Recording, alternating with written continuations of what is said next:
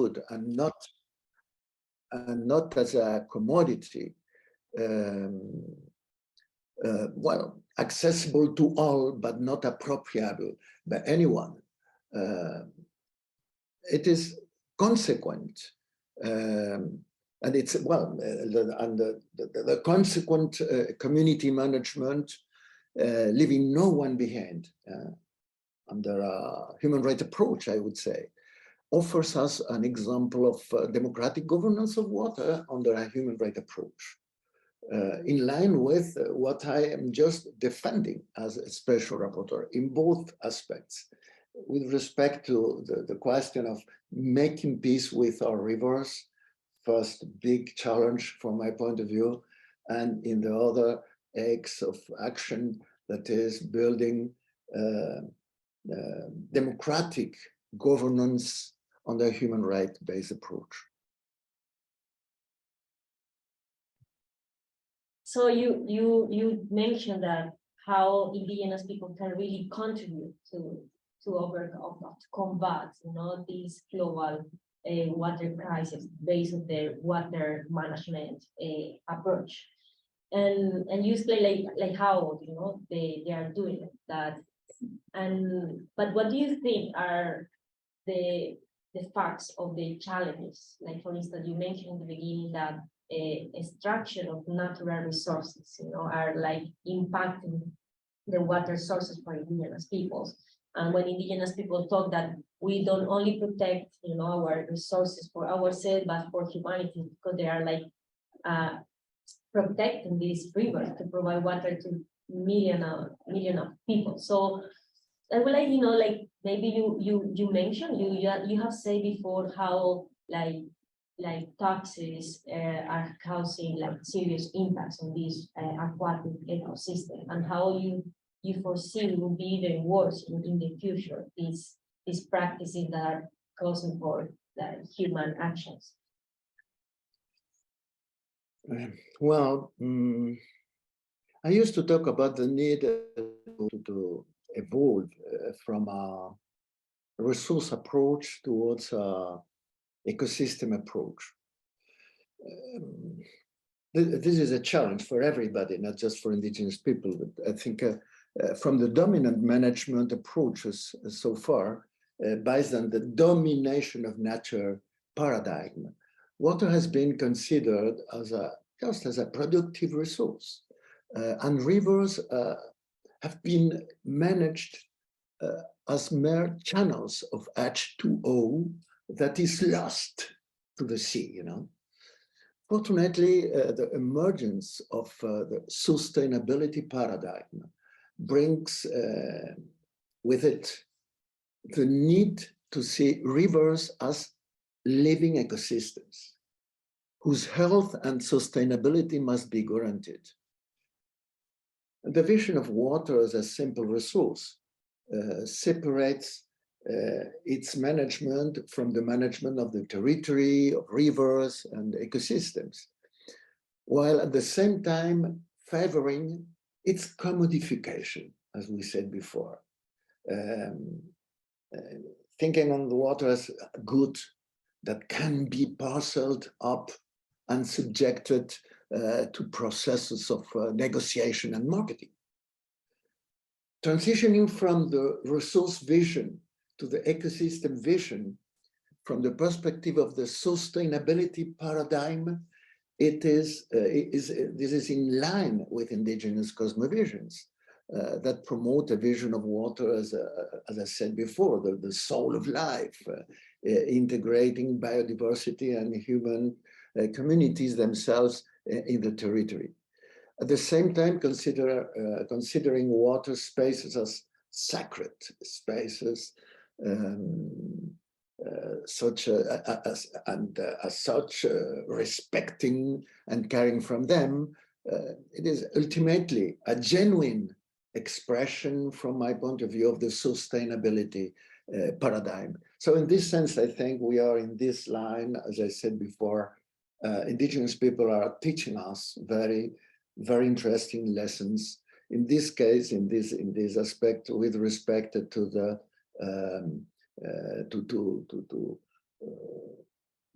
evolving from the resource vision towards the ecosystem approach. And you were like, you have been like able to participate, and this is a question that came to my mind, Pedro, to participate in different, like, for instance, the COPs, regarding climate change. Perhaps we can go beyond indigenous people, because as you say, this global water crisis impacts everyone. But we say indigenous people play a key role in supporting or like funding like new ways or traditional ways to tackle this issue. What was your perception about like being part of these COPs on climate change and the real participation of indigenous peoples, and how you see this conference of parties are really moving ahead to ensure that they can provide safe drinking water and sanitation to everyone? With respect to the COP, you mean? To the COP, the recent COP in Egypt? Yes. Well, it was frustrating, of course, but not just for indigenous people, for everybody, normally there is, when we talk about water, we have two big axes of action. The one around the question of mitigation, the other one around the question of adaptation. Of course, mitigation deal with the origin of the climate change, and at the end, after decades, we have made the agreement, the consensus on the fact that is the main issue, the main generator of the climate crisis is the CO2 mainly. So no doubt about the need of that the energy transition will preside the mitigation strategies. No discussion about it at the end now. And in this aspect, there are important incentives, economic incentives, good deals to do with the ecological energy transition towards the aeolic, solar energy and so on. So in this sense, I think all the COPs have been focused on this very, very important issue that is mitigation strategies.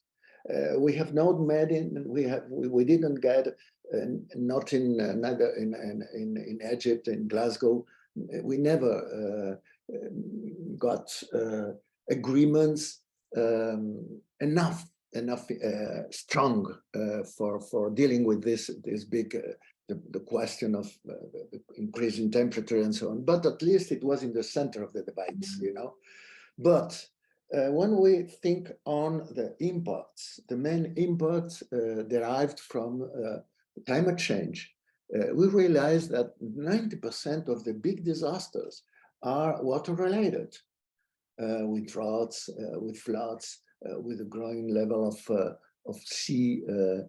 the seas. Well, in this sense, from my point of view, the adaptation strategies should be presided by the water transition, the energy transition related more with mitigation strategies, water transition to the new water culture related with adaptation strategies. Very, very few considerations and short time devoted to this kind of question. Because we are talking, when we talk about this, we are talking on minimizing the challenge of minimizing the risks of the most impoverished people, among them, of course, indigenous peoples. And about this question of minimizing these risks, there are no big deals to offer, There are not so similar incentives, economic incentives with respect to private sector and so on. So I think it's a pity, but very few mentions, very weak agreements and talks about adaptation strategies and water transition. This is my point of view in general. It was in Glasgow. Once again is the case in Egypt. And of course, at least they talked about this fund for the impacts on the most impoverished countries.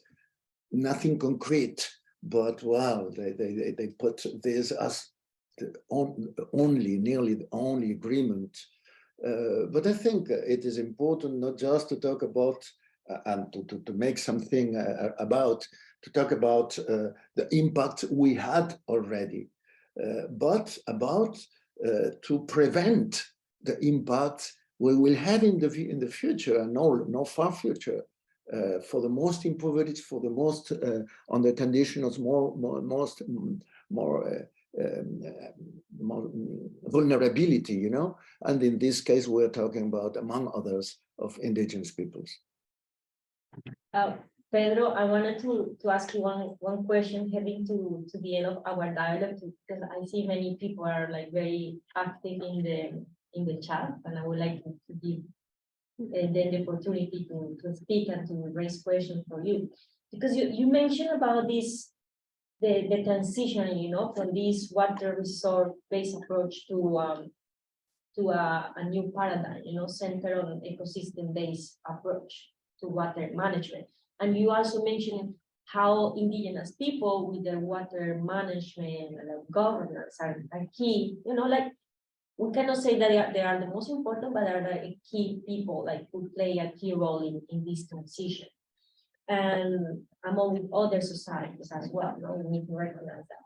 So, and you also mentioned how this climate change conference, and maybe we are going to have later in December, the conference on biodiversity. Also, and we see how like two topics that are very related are discussed separately, unfortunately. So what I wanted to ask you is, like, you say we need to, like, when we talk about climate change, we need to talk about mitigation, like how to mitigate, but how to prevent. So, and based on your report, you place like different recommendations for government, for UN agencies, for academia, civil society, you know, like, because we all play a role in making sure that we respect these rights. So, like, combining, you know, your proposal to move into this new paradigm, like, what are their recommendations that you can make on this regard? Yeah. Well, I think first of all is evident, but first of all, governments have an obligation, first and foremost, to recognize the indigenous peoples, because there are many countries that don't recognize their own indigenous peoples, mainly in Asia and Africa. So this is a first very, very important recommendation.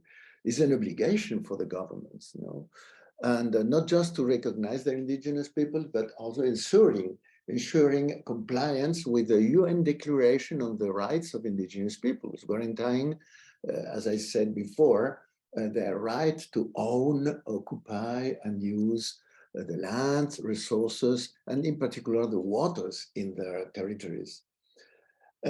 I underlined something that we forget very often, is to consider the situation when watersheds or aquifers overflow the indigenous territories. In these cases, their participation in the planning and management, I mean the indigenous participation in the planning and management of these ecosystems must be guaranteed on an equal footing with non-indigenous populations. This is important. Governments also have the obligation to make available to the indigenous authorities the financial, human and technical means to allow them to guarantee the human rights to drinking water and sanitation of their populations. This is the way to make compatible the responsibility of the governments with respect to the human rights of everybody, but also respecting the right of indigenous peoples of self-determination. So to provide the means, the financial means, technical means, but to provide it to the indigenous authorities. This is important. The capacities of the United Nations, from my point of view, must be strengthened to fulfill its obligation to monitor the fulfillment of indigenous rights, and in particular the right to safe drinking water and sanitation, effectively following up on the right to free, prior, and informed consultation when projects are promoted in their territories.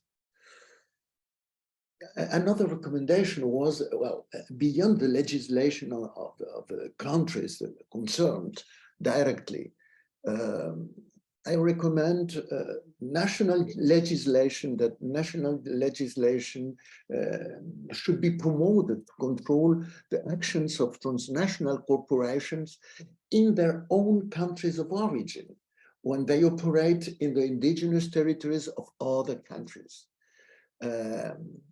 And in this sense, to be able to denounce and judge even these actions in the human rights of indigenous peoples, if the human rights of indigenous peoples affected are violated. This, I think, is also an important question. Thank you, Pedro. Sorry, yes? you will continue? Sorry, sir. Sorry? You will continue? Just 2 points more.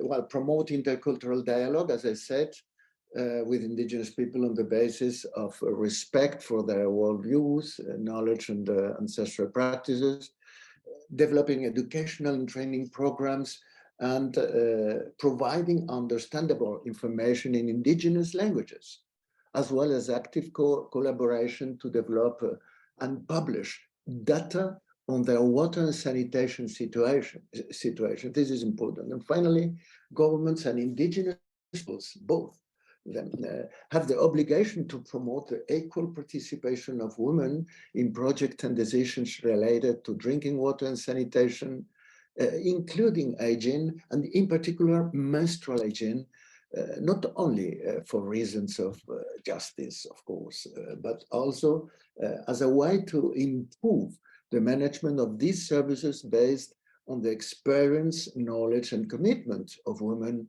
in this field. Thank you, Pedro. I just wanted to say something that strikes me with this report is to acknowledge that, like, indigenous people, not only in developed countries, but not only developing countries, but also in developed countries, are suffering for lacking access to safe drinking water and sanitation. And now I am originally from Colombia, but I'm now based in Canada, and I came to know how indigenous peoples in Canada have acknowledged these challenges for decades with drinking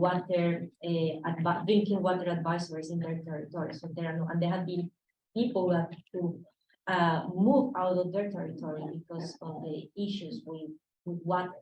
So it's an issue that people in the different regions are facing.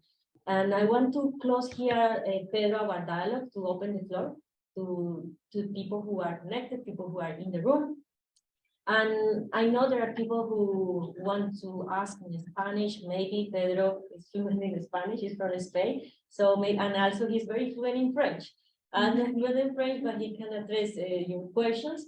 In case we want, unfortunately, we cannot afford interpretation during our dialogues, but we would like to open the floor for the people who are connected. So veo a María Violeta, que gracias por conectarte, María. Si quiere hacer preguntas también al relator, bienvenido. Entonces, we open the floor for people to ask questions. You can raise and you can open the mic, and we welcome everyone, or we can start with the questions. So just yeah, I don't want to take time from anyone, so please, as Luisa said, if there's a question, just unmute your mic, and for everybody else, be mindful of who have muted himself or herself and started speaking.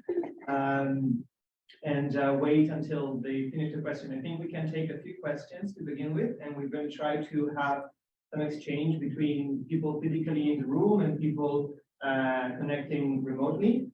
And I think given the long discussions we had on the chat, we can start perhaps from who is connected remotely. Please raise your hand would be the best way to go. So I have two already raised hands. I think I can give the word to Tania Martinez. If you want to unmute yourself, you can start. And obviously you can also turn on the camera. Yeah, sorry, I will turn on my camera. No, thank you very much. Nice to hear you. It's a pleasure always to hear you, Pedro. So my question goes on the same line like Luisa on participation. And so we know the water decade happening now, and I'm a bit disappointed to see so little participation of Indigenous peoples in the process. Just last week, I was attending a meeting, and the midterm review will happen in March next year. And out of the 400 organizations that are registered, only 2 of them are Indigenous organizations. Also, when we look at the different documents that were produced, a right-center approach was not presented, and it's shifting now a bit slowly. But I wonder, you, with all the experience that you have, because I see also that the hesitation of many Indigenous peoples to participate in these dialogues, or yes, in this sort of political events, is that there's not a meaningful participation. Do you think, is there anything for Indigenous peoples in this water decade? Can we gain anything from it? What is your suggestion from this? Well, as you know perfectly, because you are greatly involved in this, I think the next conference in New York, the Water Conference in March 2023, is a great opportunity for not just for Indigenous people, but in general, for changing the general approach of international events. Is for the first time. It's for the first time in 50 years that is the UN who convokes. Normally, as you know, I suppose, the weakness of the UN in this front of water and sanitation and in general water issues has derived in the fact that the big national events are convoked and organized by the private sector. And I used to say it is like if imagine that we have no WHO and that we are convoked every 2-3 years to talk about the health in the human at worldwide level. At one level, we were convoked by the pharmaceutical companies, you know, transnational companies.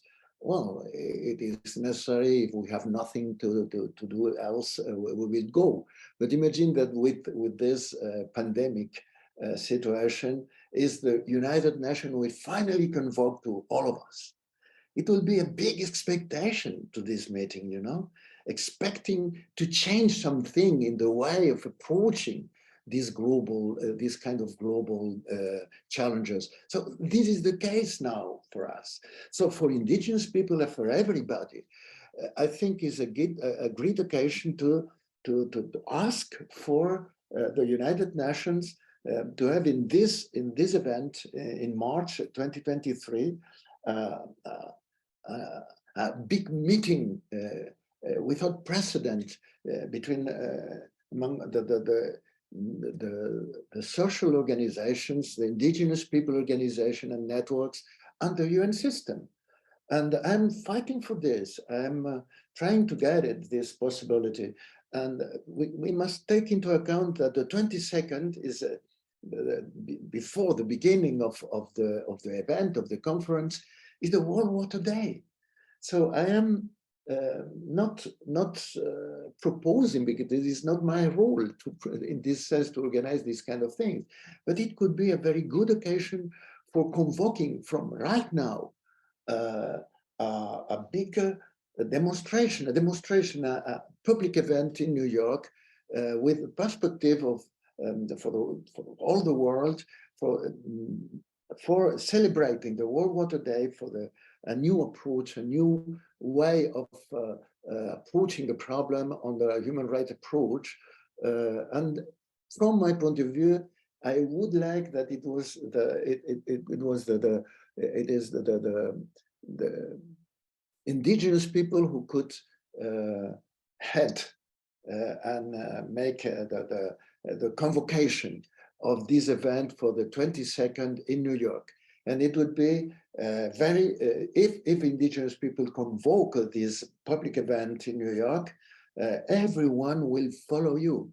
Will follow you because no discussion about protagonism now and so on. Indigenous peoples in the front and everybody behind before the beginning of the water conference. Well, I have talked with indigenous leaders. I continue to do it.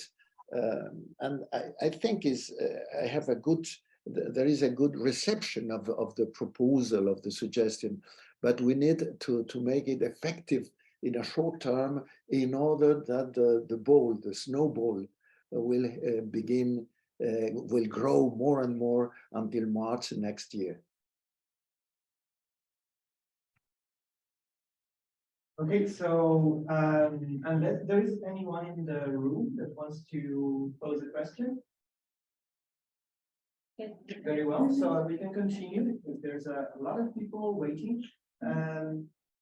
So I noticed that Maria didn't raise her hand, but asked for making a question in the chat. So Maria, if you hear me, and you can unmute yourself or relay your question in the chat. María, si tienes la pregunta, puedes hacerla. María. María Violet Medina. Sí. Hola, ¿me escuchan ahí? Sí. Bueno, muy buenos días para todos. Muchísimas gracias. No, yo estaba preguntando era qué hacer desde esas instancias y espacios internacionales para proteger la vida, no solo como de los pueblos y las comunidades indígenas, sino también del territorio, ¿no? ¿Qué hacer en esas instancias que no terminen siendo solo un espacio más donde vamos los pueblos y las comunidades indígenas básicamente a quejarnos o a llevar nuestros lamentos de las situaciones que vivimos? ¿Cómo crear una estrategia o qué estrategia se ha pensado desde las instancias internacionales para poder poner de cara todas estas situaciones que hoy han presentado, pero adicional que vivimos nosotros todos los días? Porque si no son los diferentes temas que hoy hablaron, son muchísimos más que no solo están afectando a los pueblos indígenas, sino a la humanidad. Entonces, es un poco como la pregunta ¿dónde podríamos caminar conjuntamente de una forma que concienticemos más el ser indígena, pero el ser también ser humano, ¿no? Entonces, era un poco esa pregunta, ¿cómo unirnos? ¿Qué estrategias se están encaminando? Muchísimas gracias y felicitar a este espacio y a la invitación que nos hicieron a escuchar. ¿Contesto en español o en inglés? En español para que ella pueda. Okay. Sí, maybe we can interpret later. Bueno, siempre llega, como relator siempre recibo muchas veces este tipo de angustiosa demanda, ¿no? Y yo siempre digo, no, una recomendación es no levantar expectativas que no sean realizables, pero sí desarrollar aquellas que sí sean realizables. Me explico. Yo como relator, pero incluso si dijéramos, si yo fuera el secretario general de Naciones Unidas, el señor Guterres, bueno, pues hemos dado a Naciones Unidas, más en el pasado que en el presente, prerrogativas importantes para facilitar ciertos acuerdos internacionales que son incluso obligaciones en ocasiones. Por ejemplo, los derechos humanos son obligaciones. Y es muy importante que esto haya sido así, que tengamos ese marco de obligaciones. Pero fíjense, no le hemos dado a Naciones Unidas las funciones y capacidades para hacer cumplir esas obligaciones. De manera que quien tiene las herramientas, los medios y las funciones para hacer cumplir las obligaciones que acordamos en Naciones Unidas son los propios gobiernos. Eso es así. Entonces, en ese sentido, mientras no cambie, y hay que pelear porque esas Naciones Unidas tengan más prerrogativas y se democratice el sistema de Naciones Unidas, más de lo que hasta ahora hemos conseguido, sin duda, eso debe ser una pelea global, pero mientras sea lo que es, yo lo que digo es, ¿yo qué puedo hacer como relator? Ya no soy secretario general de Naciones Unidas, ¿qué puedo hacer como relator? ¿Puedo hacer algo? Digo, sí, podemos hacer algo. Yo, primero, tengo claro que quien cambia el mundo no son ni siquiera los gobiernos, ni Naciones Unidas. Es el empuje de la gente, es la lucha de la gente. Es así. Lo cambian a nivel local, lo cambian a nivel regional, van cambiando en los países, a veces se producen retrocesos, pero es la lucha de la gente, la conciencia colectiva, el empuje ante a los gobiernos que fuerza a los gobiernos a cambiar cosas que no cambiarían si no hubiera el empuje de la gente. Sabiendo que eso es así, que ese es el motor del cambio para los pueblos indígenas, lo sabéis mejor que nadie. Los pueblos indígenas, ¿qué han hecho para hacer lo mucho que han hecho? Resistencia, perseverancia, unidad frente a los problemas. Pues bien, esa dinámica, ¿qué puedo hacer yo ante ella? Pues darle visibilidad. Como relator tengo capacidad para dar mayor visibilidad a las luchas justas de los pueblos indígenas y de los pueblos no indígenas. Bueno, pues esa dar visibilidad es una forma de empoderar la lucha, pero es la lucha de la gente la que acaba generando los cambios. Yo puedo facilitar, empoderar. Ahora cuando vaya a Perú en breve, yo sé que en la rueda de prensa que haga al final voy a tener todos los medios de comunicación. Y ahí tendré la ocasión de empoderar a los movimientos sociales que luchan, en muchos casos pueblos indígenas en Perú, por sus derechos humanos, que son obligaciones que deben cumplir y hacer cumplir los gobiernos. Entonces yo en esa capacidad de reconocer la lucha de la gente, de reconocer la lucha y las razones de los pueblos indígenas en este caso, yo creo que colaboro en empoderar, en darles más fuerza en sus luchas. Pero son sus luchas las que van a acabar cambiando, forzando a los gobiernos, empujando a Naciones Unidas a cumplir también con sus obligaciones. Son motor del cambio, está en la gente. Y mi función y nuestra función de momento pues es empoderar, visibilizar, dar fuerza moral a estos movimientos y a sus argumentos. Gracias, pero ¿me permites hacer como una interpretación o lo quieres decir tú en inglés? Sí, por favor. Sí, okay. Pedro sent a very powerful messages. I'm not be able to cover all because I was trying to make some notes. But Pedro said that I mean we haven't given to the UN the functions to make the or comply with their obligation as a UN.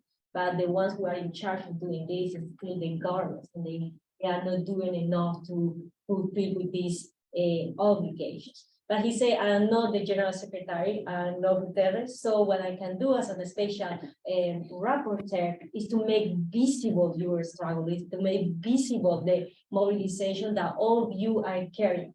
So he mentioned that many changes have started from the mobilization that many indigenous people and other societies have started from the local, from the local level, for the national level, and that was is very important as the resistance that they have that have been important to make real changes. He said, from my mandate, for instance, I'm going to Peru in December. What I can do is to make visible all the mobilization, because we are going to have all the media, and what I'm going to do is to show the struggle and to show the people how people are mobilizing to make sure the rights are secure. I'm so sorry, this is a very poor interpretation, but I wanted to transmit the message of, I'm sorry, Pedro.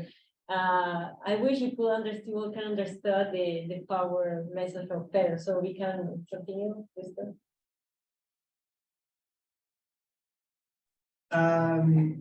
I'm sorry, I have to block a video and a microphone. I'm just gonna ask you to, like, you feel free to turn on the video, but turn on the microphone only when you're given the floor for questions, so that people in the room don't see and don't hear confusing things while Pedro is speaking.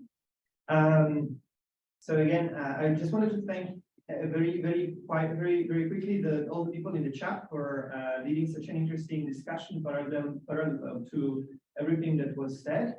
I apologize in advance if we're not going to be able to give word to everybody, to give the floor to everybody. I will just go on giving the floor to people that raise their hands from now on in order. And the first one would be Danica Little Child. So Danica, please feel free to ask your question. My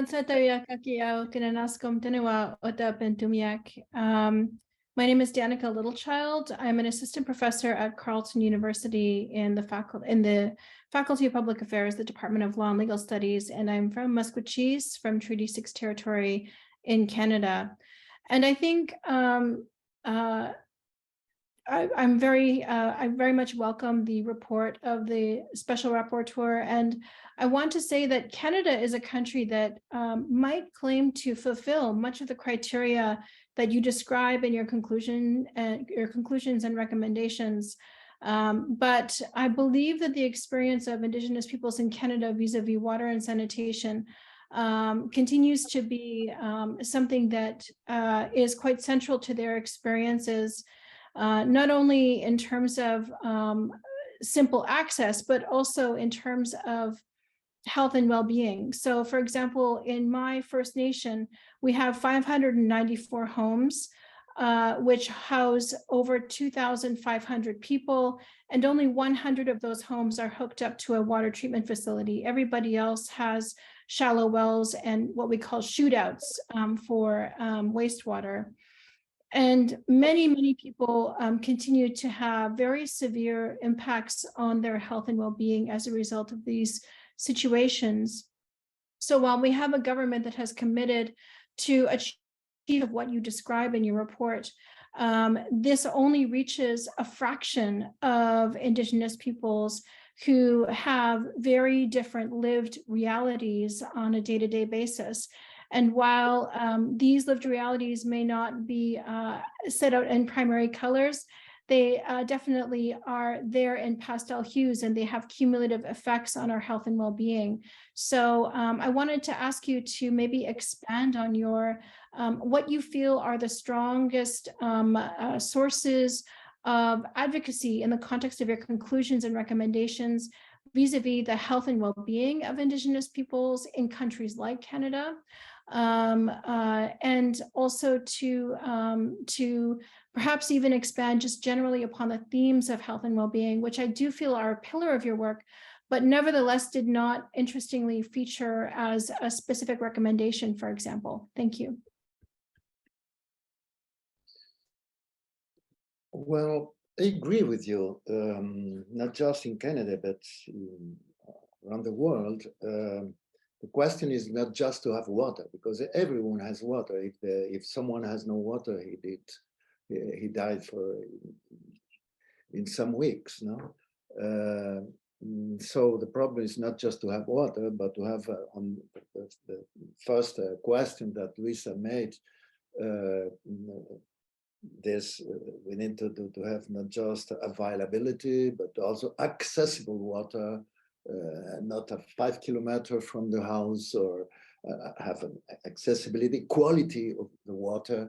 Most of times, even when, not just for Indigenous people, but Indigenous, non-Indigenous people, quite often, even when they receive water, piped water, chlorinated piped water, if you have at the origin, for instance, heavy metals or toxics, you will have chlorinated water through the pipes, and it will not be potable water, drinking water, safe drinking water properly. So accessibility, quality, affordability is not the problem. They say, no, we have water, but I cannot afford for it, so you have no water. The human rights ask for all these kind of things, and also for other questions as democratic governance also is something that we need. We are dealing with a human right. It's not a commodity. So the problem is not to say, well, you have the water close to your house, you can buy bottled water from Coca-Cola, I don't know why.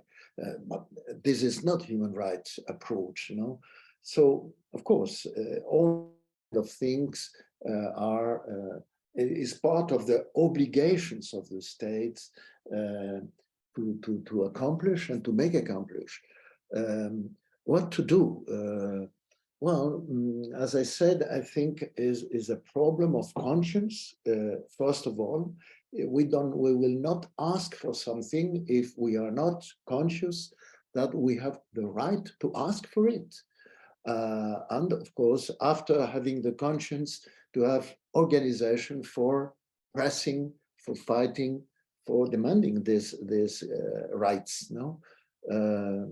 And finally, I think we need in the United Nations, as I said when I explained shortly my recommendations, I don't know, I have no enough experience inside the UN system, but we need to go ahead with concrete steps in order to have more capacity of monitoring, following up the fulfillment of these human rights, particularly for indigenous peoples. When you have an intervention in a territory, an indigenous territory, we need to have not just the fight and the conscience of the people, affected people in the territory, but to have also the capacity of the UN of following up this intervention and to be able of at least to make visible the problems, as I said before, to make visible the problems and to support the reivindication, the just reivindication of the people. I think these kind of things are in the way of reinforcing our capacities for accomplishing the human rights to safe drinking water and sanitation. In the chat and one question in the room. So we're going to try to address, the time is almost over. We have just 20 minutes, but I will ask please to Carla and Herman to...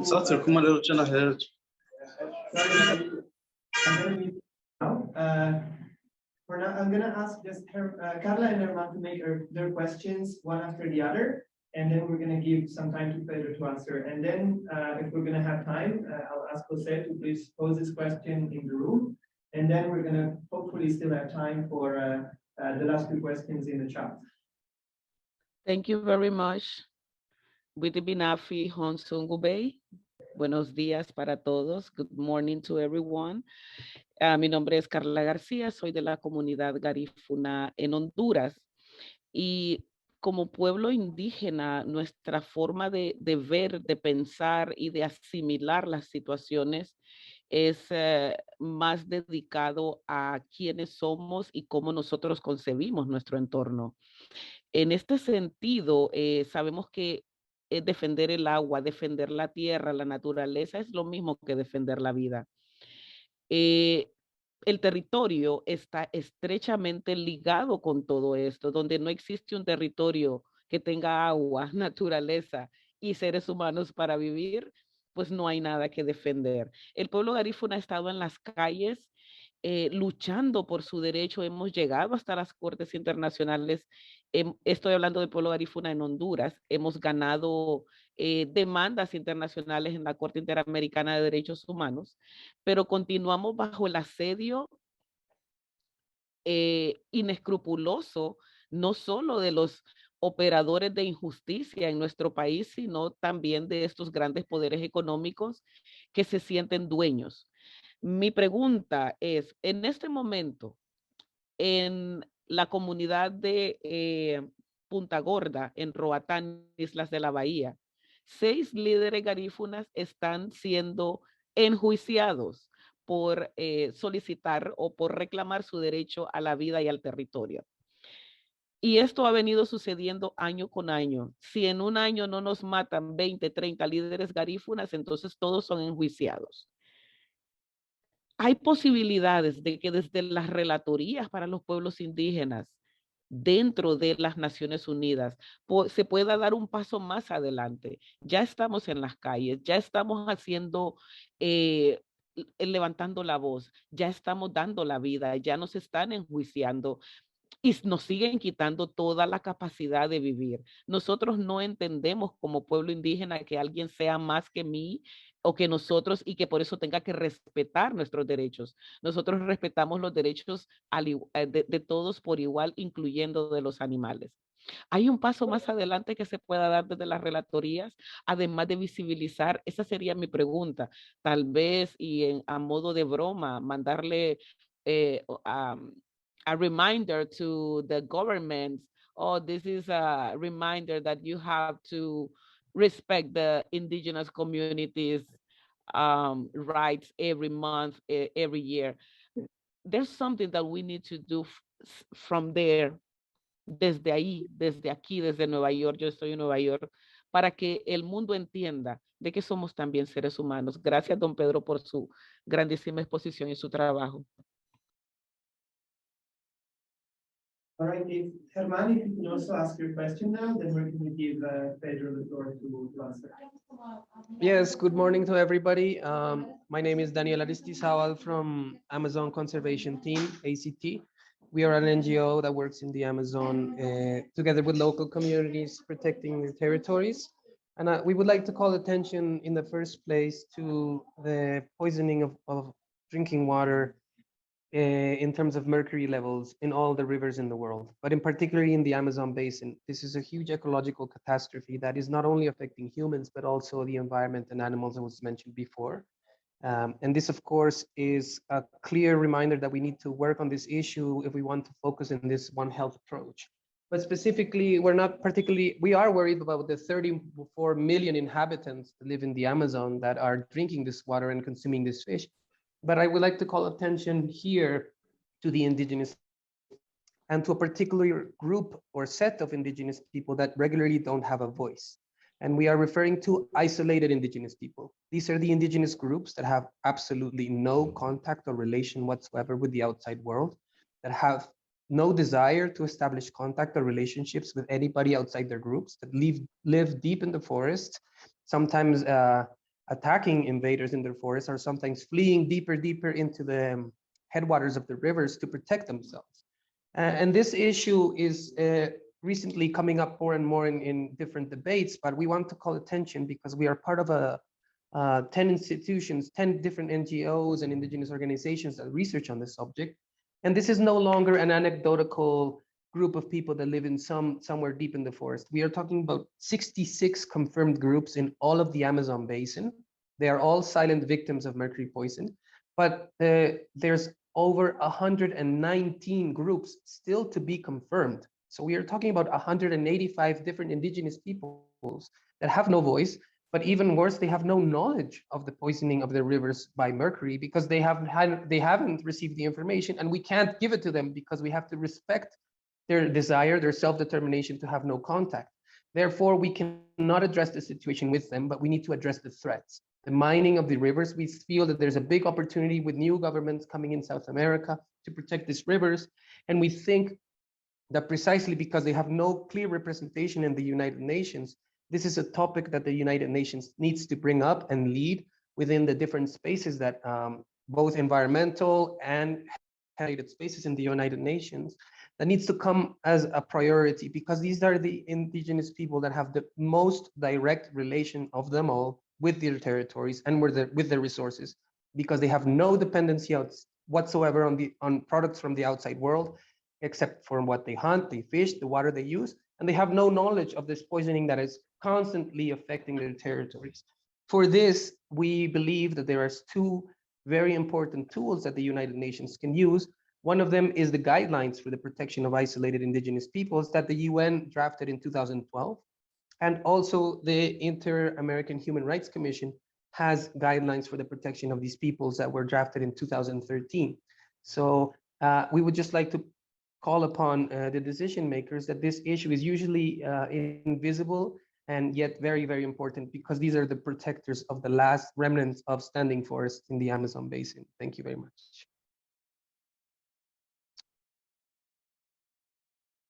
Okay, so we're going to give the word to Pedro, or if you want to try and answer these two questions.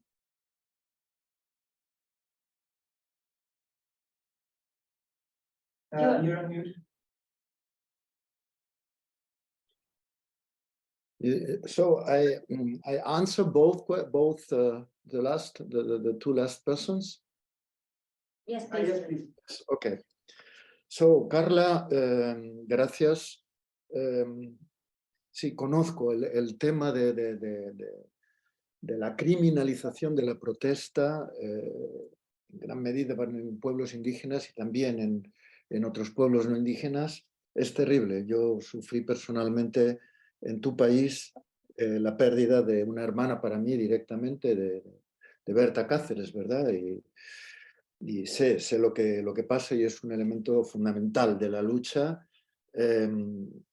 Respecto a cómo reaccionar, obviamente no es solución mágica, pero hay una relatoría, un mandato específico sobre la seguridad, los asuntos que corresponden a los defensores y defensoras de los derechos humanos.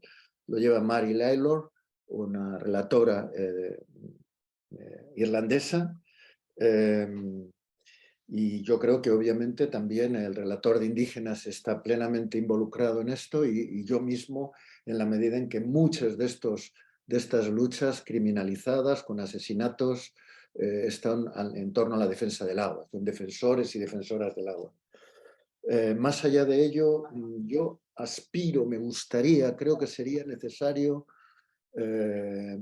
fortalecer estas luchas locales promoviendo un gran movimiento global de defensores y defensoras del agua o defensores y defensoras de los derechos humanos y ambientales.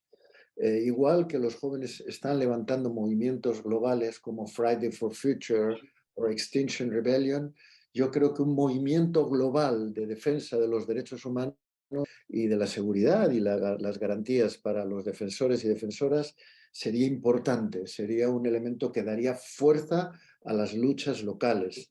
Entonces lo sugiero y creo que habría que trabajar por ello, ¿no? With respect to the other intervention, Daniel, in Amazon region, I am aware about this problem. In fact, my next thematic report for the next year is about this question, a little bit broader, is the challenge of making peace with our rivers as a basic issue in order to progress with respect to the human right to safe drinking water and sanitation for the 2 billion people without access guaranteed to safe drinking water. Because most of these 2 billion people are not properly thirsty people without water in their living environment, but impoverished people, indigenous people in many cases, living close to next to a polluted river or a polluted aquifer. So we need to make peace. We need to recover the good ecological status of this ecosystem, and this will be one of my next reports. In both cases, Carla in Honduras and Daniel in Amazonia, of course, it is not a guarantee, but I think at present we have hope that with the new governments, something will be better. I have this hope, you know. I think in the next government, I received the information yesterday from Brazil, there will be a ministry on indigenous problems that directly, no? So that is not a guarantee, but is I think is a sign in the good direction from my point of view. And in Honduras is the same. I have no guarantees, but I think the new government is in the way of recognizing the problem, these problems on the criminalization of the fights of the communities and the leaders. So I hope, and in any case, we need press for making that this hope will transform in realities. No, but I have the hope that in both cases we are under the expectation of better times. All right, thank you so much, Pedro, for the answers. We are almost out of time, so we have 4 more minutes. Would it be okay for you to take 2 more questions very quickly? Pedro? Yes. Okay, thank you so much. Then I'm going to give the floor to Jose in the room and to Ikan from the chat online. So Jose, please ask your question. Ikan, ask your question. I'm going to ask you to be as quick as possible so we don't take too much time. Okay. Can I just speak? Okay. Hello, Pedro, and good morning, everyone. I am a Peruvian lawyer in human rights, and I'm also a doctoral student here at McGill University. And I'm sure you will be hearing about these cases soon when you visit my country. But there are some particular things going on, like oil spills in the Amazonian, and well, contamination by transnational mining companies, but also from illegal and informal mining in the Amazonian rivers. My question is related to the situation of conflicts within communities, because I do agree that indigenous peoples in the present time are playing a very important and positive role in defense of the environment and territorial rights. But at the same time, maybe bigger forces, structural forces, are also driving the interests of indigenous peoples into taking decisions that might be also harmful for environment or even for other indigenous communities. So right now, I think that there is a situation of increasing conflict within communities. And I would like to ask you, what's the capacity of international community, or especially UN rapporteur, for instance, to address this kind of complex situations, which is, to me, one of the most difficult things to address. Thank you so much for listening. Very well. Ikan, if you could unmute yourself and ask your questions. Okay. Thank you so much for the time. Actually, I'm from northeastern part of India, and the name of my state is Manipur. So in Manipur, with the construction of railway projects and then the construction of dams and all, the water is contaminated, and the indigenous people and the indigenous persons with disabilities are the one who suffered more in terms of safe drinking water and this sanitation. So regarding these issues and all, actually with the disability perspective, I being working with the women and with disability rights activists, so I would like to bring the address of this issues and challenges which are faced by the persons with disabilities, in especially the indigenous persons with disabilities and all. So and I would like to request you to include even in the report and all. So for this, how can I connect with you? And I would like suggestions from you and and then technical support, and also I will be happy to hear that. Thank you. Thank you. So, Jose, what you're raising about internal conflicts among the people, no? Indigenous peoples or not indigenous peoples, is the most difficult, of course. It's the most difficult because, first of all, the fact of being indigenous, or the fact to be an impoverished community, it doesn't mean that you are right in everything you do. So this is first thing. But of course, and we have the obligations, for instance, of no polluting the water, no toxic pollution that can affect your community or other communities is an obligation. It could be by law for everybody. If you are rich, you are a company, you are a transnational company, or you are an impoverished community or an individual, mining activities, artisanal mining activities, and so on, that are impoverished people also. But in any case, the law and the rights, the human rights must be respected by everyone.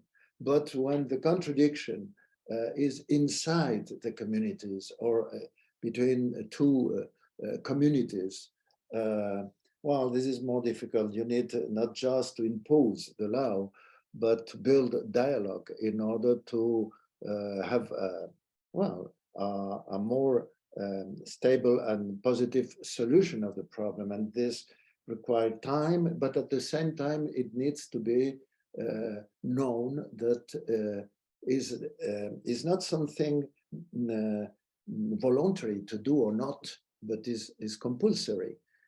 So is a mixture. You need to develop the dialogue, but under the clarity to be clear that it is compulsory to avoid contamination, for instance, and to respect the others, and to accomplish the human rights for everybody.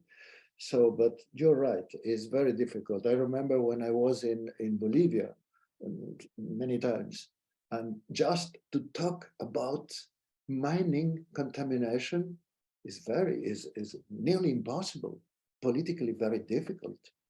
Even if the government agree with you, they say, well, but this is very difficult because you have, a very popular movement defending mining as a national issue. And so it's very difficult. It's not just transnational that comes from abroad, another country for extracting, wealth and so on from the, no, it's much internal problems, internal contradictions. So you need not just the law, but you need also building dialogue and cultural change. So you need more time, but at the same time, you need to have a clear position, making clear what is the human right that we need to accomplish and to respect. No, but difficult. And I didn't understand very well what did you ask from India? I don't remember the name, but you talked about dams. This is one of the problems, and not just on water, access to water, to safe drinking water, but also access, the right to the territory. When you have a big dam and you flood a valley, an inhabited valley with villages, we are talking not just on water, but we are talking on the survival, the territory of the people, where the people is living, the human right of this territory to these territories, to their house, to their homes. So it's a very complex. When the World Commission on Dams made, years ago already, 20 years ago, more than 20 years, they said, I remember a sentence that for me was very impressive.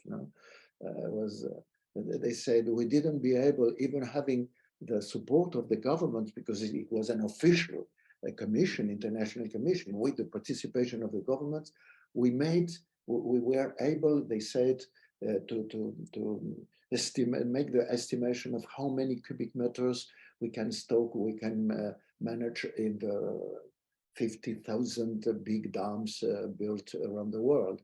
But we were not able to estimate even the amount of people that have been expelled with violence many often, no, from their houses, their homes. And finally they said, well, we estimate anyway between 40 million and 80 million people. Incredible. So you say between 40 million and 80 million, so no idea. The invisibility of the victims, so for me, big dams is a big issue. And this hydroelectric power is not a green energy, is renewable energy. Okay, and they have some advantages, but it's different to have renewable energy than to talk about green energy. So very difficult, and the same question, what to do, as I have answered already, complex answer, but in any case, as I said, conscience, education, organization, and strength through social movements, more and more under international alliances, because most of these problems are local, are suffered at local level, but the solutions many often depend on broader actors, international actors.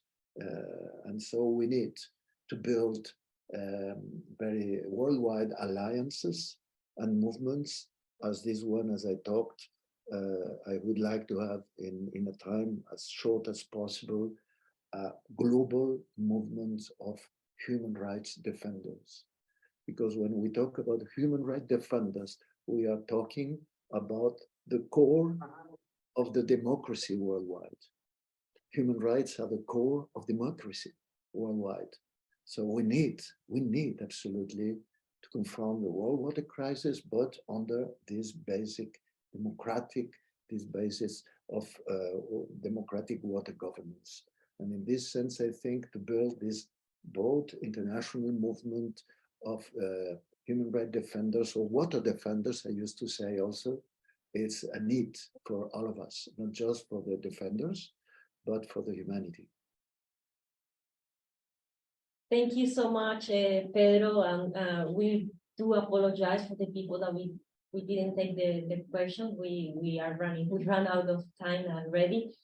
Pedro, thank you for this incredible time with you, with inspiring conversation, and for your energy. I'm very impressed by all the energies and positive ideas that you have in order to move forward with the realization of the right to access to safe drinking water and sanitation, but you have been a long-term leader on water. So thank you so much. We are very glad to have you. And I just want to acknowledge all the people in the chat, but they were very, very active.